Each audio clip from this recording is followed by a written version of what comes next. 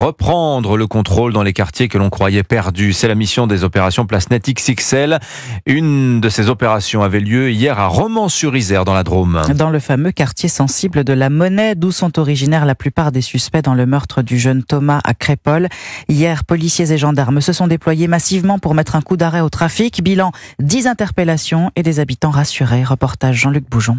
Dès le petit matin, une centaine de policiers et de gendarmes ont investi le quartier de la Monnaie, inspectant des dizaines de caves et de halls d'immeubles, habituellement occupés par les dealers. L'objectif, c'est de montrer que ces lieux ne leur appartiennent pas, explique le préfet de la Drôme, Thierry de Vimeux. Même si on a l'impression que les volets sont fermés, les gens en fait nous regardent, voient qu'il y a des forces de l'ordre et voient que ces forces de l'ordre travaillent pour perturber le plus possible tous les trafiquants, pour faire en sorte qu'ils ne kidnappent pas l'espace public. Une démonstration de force qui satisfait Malika et sa mère. Enfin, on s'occupe de nous, estime-t-elle. C'est une bonne chose. Oui. C'est pour la sécurité de tout le monde. Ça rassure. On se sent mieux en sécurité. Mais pour Nathalie, qui vit seule dans le quartier avec sa fille, cette opération PlaceNet a ses limites. Il faudrait qu'ils viennent plus souvent. Le soir, par exemple, ils viennent vraiment pas. Alors c'est le soir où ils se mettent sur la place du marché, qui font des dérapages avec les voitures et tout ça. Ils passent même pas, quoi. Le soir, ils viennent même pas. Ils viennent que le matin, mais c'est quand tout le monde dort et ils vont pas sortir, quoi. Vers les 18h, c'est là où tout commence et c'est là où ils viennent plus du tout ici à la Monnaie. Une opération PlaceNet qui durera toute la semaine. Mais après, que va-t-il se passer? Interroge sans grande illusion